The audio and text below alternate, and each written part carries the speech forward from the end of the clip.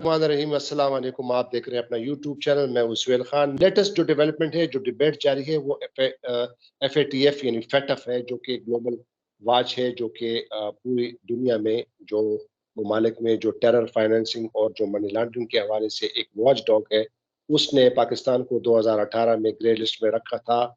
और उसके बाद इसका बैकग्राउंड थोड़ा बता दूं कि पिछले पीपल्स पार्टी के दो अदवार में भी फैटफ ने पाकिस्तान को ग्रे लिस्ट में रखा था और बाद में मुस्लिम लीग नून की हुकूमत को भी रखा था। लेकिन 2018 में इमरान खान की हुकूमत जो थी, उस वक्त भी उन्होंने ग्रे लिस्ट में डाला और उस पर उन्होंने पाकिस्तान को कुछ उन्होंने रिकमेंडेशन दी थी कि ये चीजें हैं, इस पर आप इकदाम करें तो तब आपका नाम निकलेगा। फिर 2022 में उन्होंने जब इस पर नजरसानी की, इसका रिव्यू किया, तो उस पर उसका नाम तो हटाया नहीं गया, लेकिन उस वक्त फैटफ ने इस इदारे ने करार दिया कि पाकिस्तान को जो हमने जो टास्क दिए थे, उस पर उन्होंने खातिर ख्वाह प्रोग्रेस की है, बड़ी जो है बहुत ज्यादा जो है डेवलपमेंट की है। और अब कल ही बर्लिन में इसका इजलास हुआ और अब पाकिस्तान का जो नाम है वो ग्रे लिस्ट से नहीं हटाया गया है, लेकिन उन्होंने कहा कि पाकिस्तान ने खातिर ख्वाह जो है वो उसमें प्रोग्रेस की है और इसका जायजा लेने के लिए फैटफ के हुकाम जो है वो कुछ ही अरसे में फिर पाकिस्तान आएंगे, इसको रिव्यू करेंगे। तो इस वक्त मुल्क में बड़ी बहस चल रही है। मौजूदा हुकूमत जो है वो इसका क्रेडिट ले रही है कि ये सारा हमारा क्रेडिट है और हमने बड़े अच्छे तरीके से इसको किया। हालांकि ये हकीकत है कि जो 2018 में जो ग्रे लिस्ट में डाला गया था, तो उसके बाद पाकिस्तान के साबिक वजीर आजम इमरान खान के दौर में ये तमाम इकदाम किए गए थे और जो जो टास्क उन्होंने दिए थे उसको अमरीका में किया था। से ये नई हुकूमत आई है, शहबाज शरीफ की सरकार आई है। अमेरिका में लोगों का, पाकिस्तानियों का क्या रद्द अमल है, वहाँ क्या लोग सोचते हैं, और खुसूसी तौर पर ये जो फैटफ का जो जो फैसला आया है इसके बारे में। तो जहांगीर खटक साहब, thank you very much for joining me.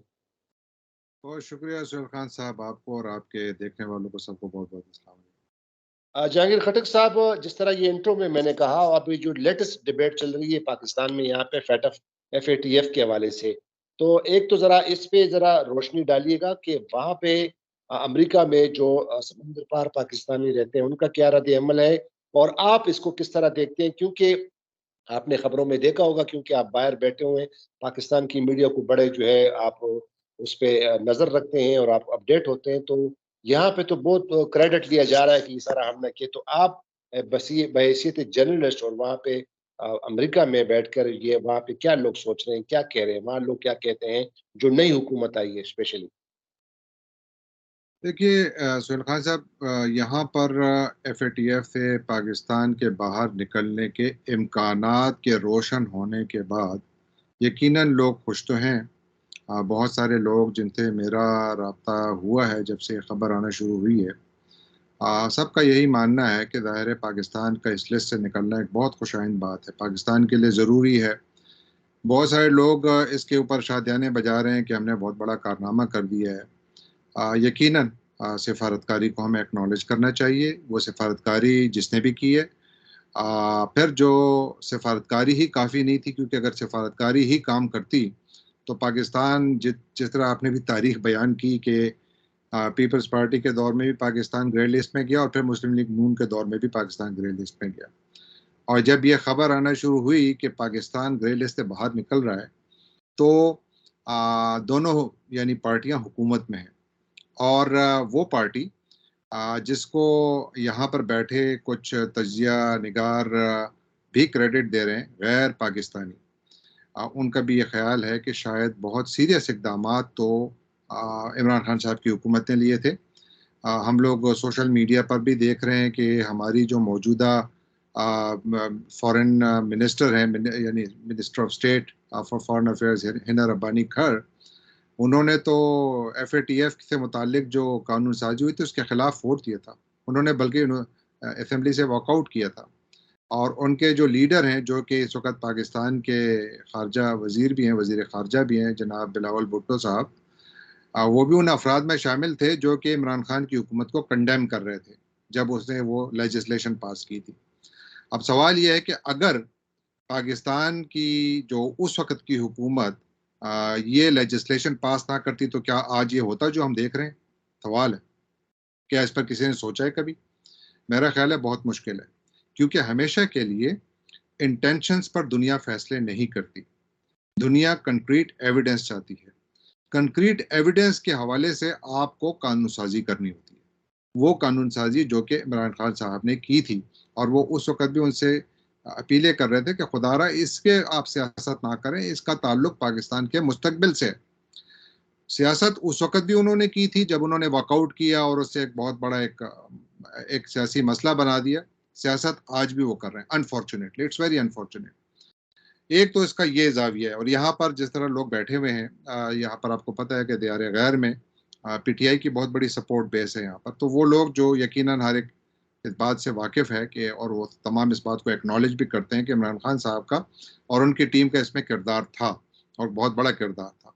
फिर उसके बाद ज़ाहिर है बिलावल भुट्टो साहब और उनकी साथी हिना रब्बानी खार जब जब वज़ीर ख़ारजा बने, यानी वज़राए ख़ारजा बने, एक सीनियर और एक जूनियर, तो उसके बाद उन्होंने भी दुनिया जहान के दौरे किए।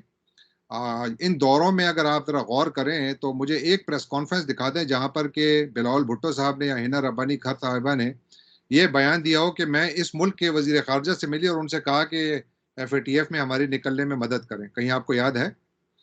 सिफारतकारी, ये बात ठीक है कि सिफारतकारी हमेशा खामोशी से की जाती है, लेकिन आप हमेशा के लिए कहीं न कहीं, ये तो एक प्रिंसिपल स्टैंड था, क्योंकि पाकिस्तान को ग्रे लिस्ट में लाने वाले जिन ममालिक के नाम आ रहे हैं उसमें अमेरिका भी शामिल है, उसमें जर्मनी भी शामिल है, जहाँ पर के भारत भारत है, फ्रांस है, ये तमाम ममालिक क्योंकि उसमें शामिल थे कि पाकिस्तान को उसमें डाला जाए। अब डाला क्यों गया? अब एक और बड़ा सवाल है, इस पे कभी किसी ने बहस की है कि जनाब ये क्यों डाला गया? जो एफएटीएफ है इसका काम क्या है? Money laundering. अब ये जरा पाकिस्तान की सियासत को पिछले 4 साल या 5 साल में देख लें, तो देखिए मनी लॉन्ड्रिंग और फिर कौन-कौन से नाम इसके साथ मंसूब होते हैं। कोई नाम बता दें मुझे, मेरा ज़हन ज़रा कमज़ोर है। मुझे याद नहीं पड़ता कि कौन थे वो लोग जिनके नाम मनी लॉन्ड्रिंग से मंसूब किए जाते हैं, गलत या सही? या कौन वो लोग थे जिनके ऊपर आज भी तहकीकात है? कौन वो लोग हैं जिन पर अब भी फर्द जुर्म आयद होना बाकी है? सिर्फ और सिर्फ हमारे यहाँ एक हाई कोर्ट है पाकिस्तान में जो कि हमेशा मुनसिफाना फैसले करता है, वो है लाहौर हाई कोर्ट, जहाँ से ऐसे फैसले आते हैं जो कि शायद दुनिया में वो लोग जो कि जो कि इंसाफ के जो इंसाफ से उनका कोई ताल्लुक हो, जो महकमा इंसाफ से, या वो लीगल प्रैक्टिस में शामिल हो, ये इनके लिए केस स्टडी है कि दुनिया में ऐसा एक हाई कोर्ट भी मौजूद है जो कि 50 रुपए के स्टैंप पेपर पर एक ऐसे शख्स को जो कि जेल में पड़ा हुआ है, उसको कन्विक्टेड बंदा है, उसको आप निकालने के लिए सब रास्ता दे। खैर, इस बहस में मैं नहीं पड़ता। मेरा सवाल ये है, पाकिस्तान क्यों एफएटीएफ की ग्रे लिस्ट में गया? मनी लॉन्ड्रिंग की वजह से। पाकिस्तान में इतनी बड़ी सियासत किस बात पर पिछले 5 सालों में हो रही है? मनी लॉन्ड्रिंग पर। पाकिस्तान के बड़े-बड़े जो इस वक़्त सियासी केस हैं, वो किस चीज़ से मुताल्लिक हैं? मनी लॉन्ड्रिंग से। ये जो मकसूद चपरासी मरहूम जो है, उनका जो अभी नाम आता है, वो किस हिसाब से आता है? मनी लॉन्ड्रिंग के। जो साहब पाकिस्तान के जहांगीर खटक साहब, सॉरी टू कट यू। ये आपने लाहौर हाई कोर्ट की बात की, तो अभी जो शहबाज शरीफ और उनके बेटे हमजा शहबाज को जो उनकी बेल कंफर्म होगी, तो उसके दौरान, उससे पहले उनके वकला ने गवर्नमेंट की तरफ से, प्रोसिक्यूटर की तरफ से बताया गया कि जी हमने खबरों में पढ़ा है कि उसका जो एक मुलजम जो है मकसूद चपड़ासी मकसूद, वो जो है हमने खबरों में पढ़ा है, खबरों में पढ़ा है कि वो दुबई में इंतकाल कर गया है। अच्छा, अब उनका प्रोसिक्यूशन की तरफ से, एफआईए की तरफ से ये बताया जा रहा है कि हमने खबरों में पढ़ा है, और ना किसी ने ये सवाल किया उन पे। चलो, आपने तो खबरों में पढ़ा है, लेकिन इसमें एक मुलजिम और भी है जो कि एब्सकॉन्डर है, और वो कौन है? सलमान शाहबाज, जो कि इस केस में है, और वो लंदन में एब्सकॉन्डर है, और पाकिस्तान से तो वो भागा हुआ है, लेकिन जब अभी उनके वालिद साहब गए थे तुर्की, तो वहाँ पे स्टेट गेस्ट है वो तमाम ऑफिशियल मीटिंग्स में वो शिरकत कर रहे थे। ही केम फ्रॉम लंदन टू तुर्की, और वहाँ पे बैठे थे। तो यही हालात है, जिस तरह जहांगीर खटक साहब आप कह रहे हैं, तो आप बात कंटिन्यू कीजिएगा। मैं ज़रा इसमें ऐड करना चाहता था कि ये इस तरह के चल रहे हैं हालात। और इसका जो नतीजा है वो क्या हो रहा है? हमेशा के लिए देखिए, रियासतें अपनी अथॉरिटी किस बुनियाद पर कायम करती हैं? अगर एक रियासत है, तो रियासत अपनी अथॉरिटी किस बुनियाद पर कायम रखती है? कानून की हुक्मरानी के ज़रिए। हम हमेशा ये सुनते हैं, और जब कानून की हुक्मरानी का हाल ये है कि जहाँ पर इंसाफ बिकता हो, जहाँ पर इंसाफ एक टेलीफ़ोन कॉल पर फैसले सुनाए जाते हों, जहाँ पर इस वक़्त सोशल मीडिया में खबरें गर्दिश कर रही हैं कि किस तरीके से जजेस लोगों को बुलाकर कह रहे हैं कि मेरे ऊपर बहुत बड़ा प्रेशर है, या तो तुम मेरे ऊपर अदम अदम एतमाद कर दो कि मुझे इस जज पर एतमाद नहीं है ताकि मैं बेंच से हट जाऊं, वरना तो जो है मुझे आपके खिलाफ फैसला देना होगा। जहां पर इंसाफ का ये हाल हो। दूसरी जंग अजीम में एक वक्त ऐसा आया था कि जब बरतानिया के बारे में ख्याल किया जाता कि ये जंग हार जाएगा। विंस्टन चर्चिल उस वक्त बरतानिया के वजीर आजम थे। किसी ने उनसे पूछा कि क्या बरतानिया ये जंग हार जाएगा? उनका सवाल था, उन्होंने जवाब नहीं दिया, उन्होंने सवाल पूछा। उनने पूछा कि क्या बरतानिया की अदालतें आज भी इंसाफ दे रही हैं? तो जवाब मिला, जी दे रही हैं। तो उन्होंने कहा फिर बरतानिया को दुनिया में कोई ताकत नहीं हरा सकती। वजह क्या है? इंसाफ के निज़ाम का मयार मुकर्रर करने वाली दो बड़ी कुव्वतें हैं। एक आपकी अदलिया, और दूसरी आपकी हुकूमती मशीनरी। अगर दोनों कंप्रोमाइज हो जाएं, तो आपने रियासत को कंप्रोमाइज कर दिया। बिकॉज वहां पर एक शख्स कहीं भी बैठा, कोई भी उसके जहन में कोई एक फितना या सोच या अच्छी या बुरी सोच आए, वो करोड़ों अवाम की जिंदगी पर उसका असर होता है। इसलिए मौजूदा हालात में जो FATF से ये तमाम बात चल निकली है कि जी वो शादियाने बजाए जा रहे हैं, अरे भाई अक्टूबर में अभी बहुत वक्त है, अक्टूबर में तो अभी टाइम है, वो आएंगे, आपको देखेंगे। अभी हमारे वजीर आजम साहब से मिलेंगे तो आपका क्या ख्याल है, जो उनसे मिलेगा उनको ये पता नहीं है कि शख्स कौन है। इनके ऊपर खुद मनी लॉन्ड्रिंग का केस चल रहा है। वो ही इज यानी इस वक्त तो वो एक मुलजिम है, और उनके ऊपर इल्जाम साबित होने के करीब है जो खबरें हैं। तो अगर साबित होता है तो मुझे बताइए कि क्या इस बात का इम्कान कम है या ज्यादा है कि पाकिस्तान दोबारा ग्रे लिस्ट में रहेगा? क्योंकि उनको पता एक है कि मुल्जिम का एक जी मुल्जिम काजी बन गया है, एक मुल्जिम मुलजिम काजी बन गया जी। है। तो अगर आपको पूरी दुनिया को ये नजर आ रहा है कि भाई ये लोग जो कि टेंटेड हैं, इनके नाम के साथ मनी लॉन्ड्रिंग बनी हुई है, या आप बताइए कि जब ये पानामा पेपर्स आए थे, वो क्या था? नवाज शरीफ साहब के ऊपर पानामा पेपर्स में नाम किस बात पे आया था? Money laundering. It was all money laundering. चोरी का पैसा छुपा के आप ले गए, आपने जायदादें खरीदी, रसीदें लेना भूल गए, क्योंकि रसीदें थी नहीं आपके पास, वो रसीदें आपने दी नहीं, आप जेल गए। जब जेल से निकले तो आपने मुक्तदर हलकों के साथ डील बनाई, और आप निकल गए दोबारा पवित्र होकर हमारे सामने बड़े लीडर बन के बैठ गए, और हमारे फैसले, हमारी फ्यूचर जनरेशन के फैसले कर रहे हैं। मैं ये नहीं कहता कि इमरान खान साहब से गलतियां नहीं हुई, मैं कहता हूं कि पाकिस्तान की जितनी हमारी सियासी क़यादत है, उनसे बहुत ज़्यादा फाश गलतियां हुई हैं और हो रही हैं। लेकिन एक चीज़ जिस पर हम सबको मेरा ख्याल है कि बहस नहीं करनी चाहिए, वो ये है कि जब बात पाकिस्तान के मुस्तकबिल की आती है तो वहाँ पर आप सिंपल फैसला करें कि देखिए, एक रियासत को कायम होने के लिए, कायम रखने के लिए 3 चीज़ों की ज़रूरत होती है। यानी अगर आपने एक वायबल स्टेट रहना है, और एक फूड सिक्योरिटी, यानी आप इतना अनाज पैदा करें कि आप खुद अपने लिए पूरा कर सकें, दुनिया पर बेचना चाहें तो बेच सकें। दूसरा, एनर्जी सिक्योरिटी, आपके पास तवानाई के वसाइल इतने हो कि अपनी ज़रूरत भी पूरी कर सकें, आपकी इंडस्ट्री पर और तवानाई के वसाइल सस्ते भी होंगे, इंडस्ट्री काम करेगी, तरक्की करेगी आपकी कौम। और फिर तीसरा है वाटर सिक्योरिटी, आपके पास इतना पानी है कि आप उस पानी को इस्तेमाल करते हुए अपने लिए अनाज पैदा करें और अपनी ओवरऑल इकोनॉमी को आगे बढ़ाएं। मैं आपसे पूछता हूँ, जहांगीर पाकिस्तान खटकला, है। वक्त बहुत ज्यादा हो गया है, तो ये बहस तो कटअफ पे बहुत ज्यादा हो गई है। आप ये बताइएगा कि जब से ये हुकूमत आई है, शहबाज शरीफ की सरकार, और ये जो दावे करती थी कि हम, जब इमरान खान को इन्होंने हटाया, इमरान खान को हटाने से पहले ये बड़े दावे करते थे कि हमने ये करना है, दूध की नहरें बहानी है। और उसके बाद इन्होंने जो गिरानी का और जो महंगाई का जो एक तूफान बर्पा किया हुआ है, पेट्रोल की कीमतों को तकरीबन उसने 235 तक ले गए हैं। महंगाई बहुत बहुत ज्यादा बढ़ गई है, लोड शेडिंग यहाँ पे है, और अभी बिजली की कीमतें आने वाले जो बिल होंगे वो भी बहुत ज्यादा होगा। गैस 45% इन्होंने ज्यादा बढ़ा दी है। और वहाँ अमेरिका में लोग क्या कहते हैं कि ये इन लोगों ने जो वावेला कर रहे थे इमरान खान को हटाने के लिए, तो अब वहाँ पे पाकिस्तानियों का क्या रद्द अमल है? वो क्या कहते हैं कि ये जो नई सरकार जब आई है, नई हुकूमत जो आई है, और इन्होंने जो अगरानी और जो महंगाई का जो तूफान बर्पा की, इसके हवाले से वहाँ पे अमेरिका में पाकिस्तानियों का क्या रद्द अमल है? वो क्या कहते हैं? देखिए, अमेरिका में जो पाकिस्तानी रहते हैं वो भी उसी कमोबेश हालात से गुजर रहे हैं जिस तरह पाकिस्तान में गुजर रहे हैं। अमेरिका में भी मैं कई सालों से यहाँ रह रहा हूँ, मैंने ज़िंदगी में इतनी ज़्यादा महंगाई नहीं देखी जो इस वक़्त मैं देख रहा हूँ। गैस की प्राइसेस हमारे यहाँ भी तकरीबन डबल हैं, यानी आज से कोई 6 महीने पहले और आज के अगर मैं गैस प्राइसेस देखूँ तकरीबन डबल है। घी की कीमत देखें डबल हो गई है।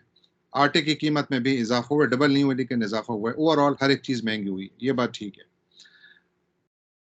और ये बात भी दुरुस्त है कि यहाँ पर एक बहुत बड़ी कोशिश हो रही है कि पेट्रोल की प्राइसेस को कम किया जाए। अमेरिका के जो federal gas reserve oil reserves हैं, उससे वो मुसलसल अपने गैस पेट्रोल जो है वो मार्केट में ला रहा है ताकि प्राइसेस को स्टेबलाइज़ किया जाए, लेकिन नहीं हो रही। अब बाइडेन साहब क्या कर रहे हैं? सऊदी अरब जा रहे हैं। कौन से सऊदी अरब? उस सऊदी अरब जिसके ऊपर वो बहुत ज़्यादा क्रिटिसिज़्म करते थे। और वो मोहम्मद बिन सलमान से जाकर मिलेंगे, वो मोहम्मद बिन सलमान जिसके ऊपर के अदनान खशोगी के कत्ल का अमेरिका ने सबसे ज़्यादा उन पर बड़ा प्रेशर डाला था कि ये इसमें इन्वॉल्व है। उन्हीं से जाकर वो मिलेंगे। क्यों मिल रहे हैं उनसे? उसकी वजह ये है कि बाइडेन साहब को मैं बहैसियत अमरीकी या आम आदमी जो कि इस मुल्क में बसता है, उसके उस तकलीफ़ के एहसास की वजह से वो जा रहे हैं, चाहे वो उसमें कामयाब हों या ना हों, ये इसके बारे में कुछ नहीं कहा जा सकता। लेकिन आने वाले इंतखाबात, नवंबर में इंतखाबात होने हैं, तो वो अपनी कौम को ये यानी वो कर रहे हैं, एक मैसेज दे रहे हैं कि मैं अपनी तरफ से पूरी कोशिश कर रहा हूँ, मैं सऊदी अरब जा रहा हूँ, उनसे कह रहा हूँ कि भाई तुम अपनी प्रोडक्शन को बढ़ाओ ताकि इंटरनेशनल मार्केट में प्राइसेस कम हों।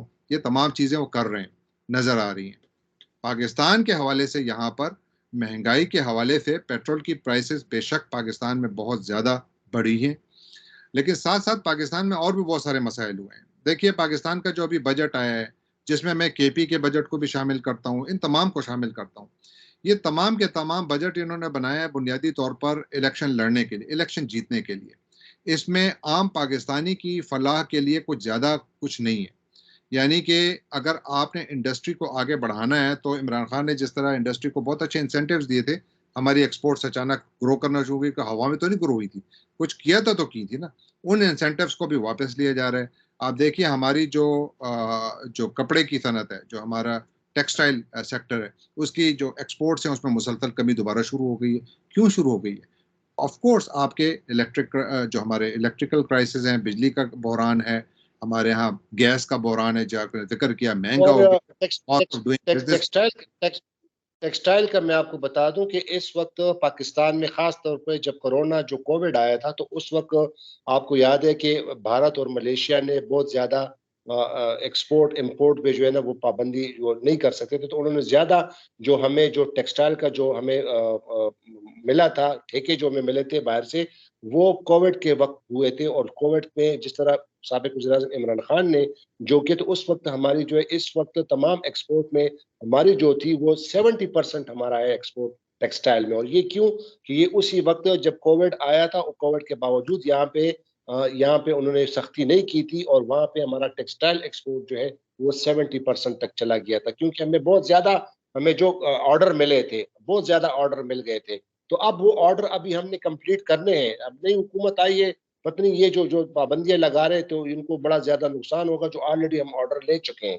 तो टेक्सटाइल का जिस तरह आपने बताया, तो उस वक्त इमरान खान साहब की हुकूमत में 70% तक जो है टेक्सटाइल हमारी जो है एक्सपोर्ट वो चली गई थी। बिल्कुल, वो बात बिल्कुल ट्रू, उसमें उनको वो क्रेडिट मिलना चाहिए। जो इस वक़्त की हुकूमत है, इसमें भी बड़े अच्छे-अच्छे ज़हन मौजूद हैं, जिनके बारे में कहा जाता है कि अच्छे यानी इंटेलिजेंट लोग हैं। लेकिन सवाल ये है कि क्यों वो पॉलिसीज़ नहीं आ रही? आखिर क्यों? क्या अगर एक अच्छी पॉलिसी है, चूँकि ये किसी और ने शुरू की थी जिससे आप इख्तिलाफ़ रखते हैं, तो आपने क्यों कसम खाई है कि उसको मैंने रिवर्स करना है क्योंकि ये उसने शुरू की थी। यही पाकिस्तान से दुश्मनी है। और यहाँ पर बैठे जितने भी लोग हैं और दुनिया भर में, पाकिस्तान में भी, वो इस बात पर मुत्तफ़िक हैं कि भाई अगर आपने पाकिस्तान को आगे ले जाना है, तो पाकिस्तान की इकॉनमी को आगे ले जाना होगा। जी नाज़रीन, तो और हमारे इस प्रोग्राम का दौरानिया जो है बहुत ज़्यादा तवील हो गया है, लेकिन चूँकि बात डिस्कशन ही ऐसी थी, मौज़ू ऐसा था, तो लिहाज़ा मैं अपने गेस्ट जहांगीर खटक ताला को शुक्रिया अदा करता हूँ। जहांगीर खटक साहब, थैंक यू वेरी मच। आपने बड़ी मुफ़ीद बातें की, और उम्मीद है कि हमारे जो देखने वाले हैं, हमारे जो सुनने वाले हैं, उनको ये प्रोग्राम बहुत पसंद आ गया होगा। लेकिन मैं उन नाज़रीन से दोबारा दरख्वास्त करता हूँ, जिन्होंने अब तक मेरे चैनल को सब्सक्राइब नहीं किया है, तो वो अपने मेरे चैनल को सब्सक्राइब करें, बेल आइकन को प्रेस करें, और ज़रूर मुझे अपनी फीडबैक ज़रूर दिया करें। तो खुदा हाफ़िज़, पाकिस्तान ज़िंदाबाद।